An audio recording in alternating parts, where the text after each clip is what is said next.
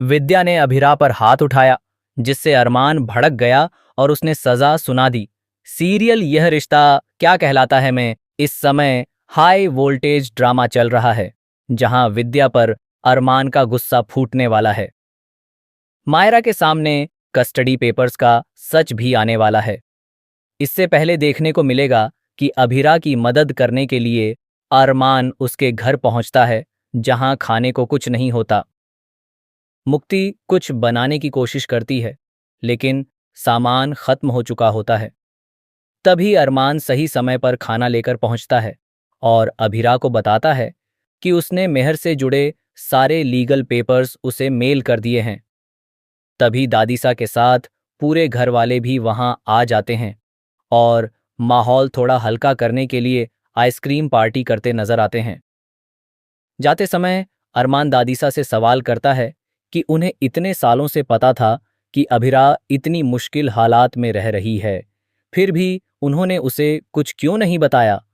वह खुद को भी दोष देता है कि उसने कभी अभिरा की स्थिति समझने की कोशिश नहीं की। अरमान यह भी समझ नहीं पाता कि अभिरा ने रिश्ते को तोड़ने के लिए कस्टडी पेपर्स क्यों भेजे। इस पर दादीसा कहती हैं कि वह दोनों से नाराज थीं और सिर्फ मायरा के लिए ही अभिरा से बात करती थीं, क्योंकि उन्हें लगा कि अभिरा ने ही कस्टडी पेपर्स भेजकर उनका विश्वास तोड़ा है। उधर अभिरा सच बताने के लिए दरवाज़ा खोलने ही वाली होती है कि उसने पेपर्स नहीं भेजे थे। तभी मुक्ति उसे रोकती है।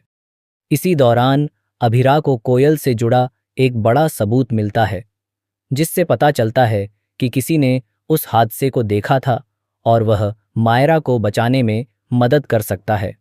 दूसरी तरफ कृष तान्या को बहकाने की कोशिश करता है ताकि वह यह सच न बताए कि वह मेहर के लिए चोरी छिपे काम कर रहा था। तान्या दादीसा को लेकर घर पहुंचती है और सच बताने वाली होती है, लेकिन दादीसा वहां से चली जाती हैं। तभी काजल सब कुछ सुन लेती है और हैरान रह जाती है। इसके बाद विद्या और काजल के बीच जोरदार बहस होती है, जिसमें काजल सच्चाई सामने लाने की कोशिश करती है। इसी दौरान अभिरा को पता चलता है कि कस्टडी पेपर्स विद्या ने बनवाए थे। जब वह डॉक्यूमेंट्स देखती है तो उसमें कई स्पेलिंग मिस्टेक होती हैं, खासकर मायरा के नाम में। इससे अभिरा को शक होता है कि अरमान ऐसी गलती कभी नहीं कर सकता, यानी ये पेपर्स किसी और ने बनवाए थे। घर पहुंचने पर अभिरा का गुस्सा फूट पड़ता है और वह विद्या को खरी खोटी सुनाती है। वह कहती है कि उसने हमेशा बहू नहीं बल्कि बेटी बनकर अपना फर्ज निभाया, लेकिन विद्या ने उसकी बच्ची को उससे दूर कर दिया। वह विद्या को याद दिलाती है कि औलाद को खोने का दर्द क्या होता है। रोहित का नाम आते ही विद्या गुस्से में अभिरा पर हाथ उठाने लगती है, लेकिन तभी अरमान बीच में आ जाता है।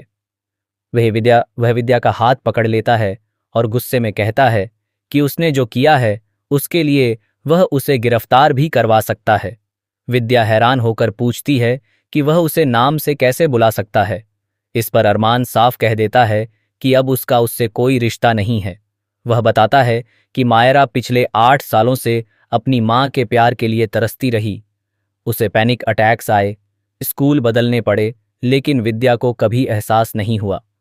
अरमान कहता है कि अब वह भी विद्या से उतनी ही नफरत करेगा जितनी उसकी बेटी ने अभिरा से की, क्योंकि इन सबकी जिम्मेदार वही है। वह यह भी कहता है कि बड़ों का फर्ज रिश्तों को जोड़ना होता है, न कि उनमें जहर घोलना। आखिर में वह विद्या से मां होने का हक छीन लेता है। विद्या उससे माफी मांगती है और इतनी बड़ी सजा न देने की गुहार लगाती है, लेकिन अरमान उसकी एक नहीं सुनता। वह अभिरा का हाथ पकड़कर कोर्ट की सुनवाई के लिए निकल जाता है। घर के बाकी सदस्य भी विद्या से नाराज नजर आते हैं। अब आगे देखना दिलचस्प होगा कि अभिरा और अरमान मायरा की बेगुनाही का सबूत कैसे लाते हैं और सच सामने आने के बाद मायरा क्या फैसला लेती है।